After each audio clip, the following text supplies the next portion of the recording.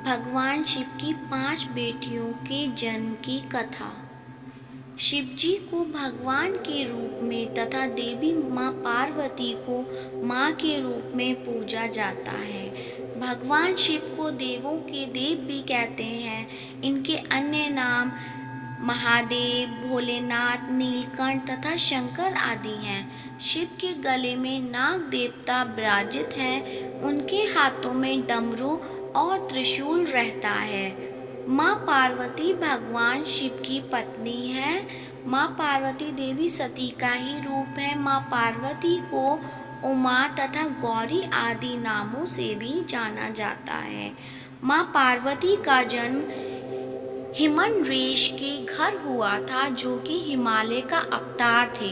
माँ पार्वती ने भगवान शिव को पति रूप में पाने के लिए कठोर तप किया था तथा अपने कठोर तप में वह सफल भी हुई। आपने भगवान शिव तथा देवी पार्वती से संबंधित कई कथाएं भी सुनी होंगी, परंतु भगवान शिव की 5 बेटियों की कथा के बारे में केवल कुछ ही लोग जानते हैं। एक दिन भगवान शिव और माँ पार्वती एक सरोवर में जल क्रीड़ा कर रहे थे। उस समय भगवान शिव का वीर्यस्खलन हो गया। तब महादेव ने वीर्य को एक पत्ते पर रख दिया। उन वीर्य से 5 कन्याओं का जन्म हो गया, परंतु यह कन्याएं मनुष्य रूप में न होकर सर्प रूप में थीं।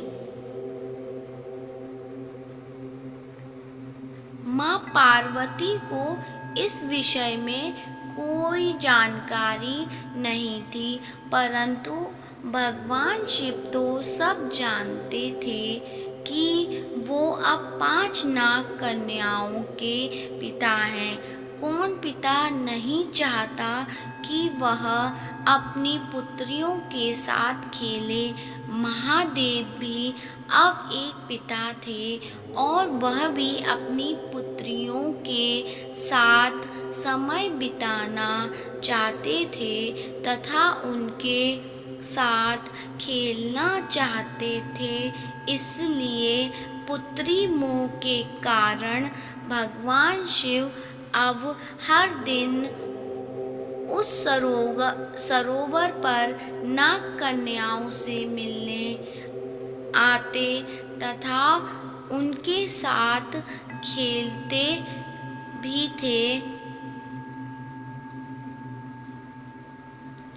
प्रतिदिन महादेव का ऐसे चले जाने से देवी पार्वती को शंका हुई।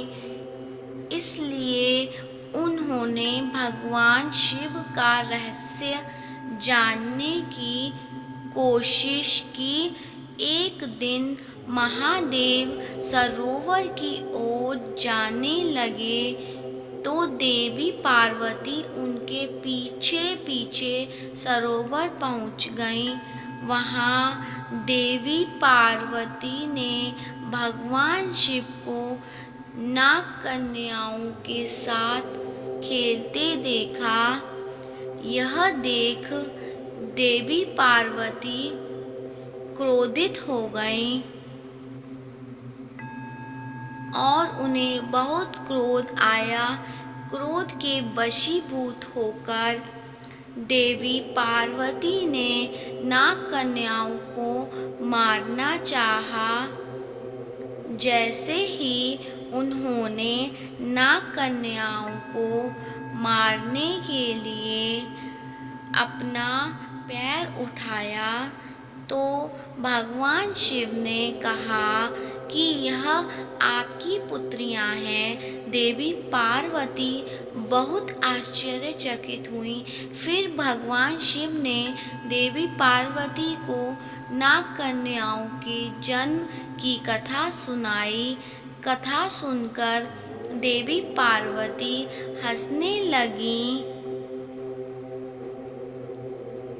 भगवान शिव ने बताया कि इन नाग कन्याओं का नाम है जया, विषहर, शामिलवारी, देव और दोतली।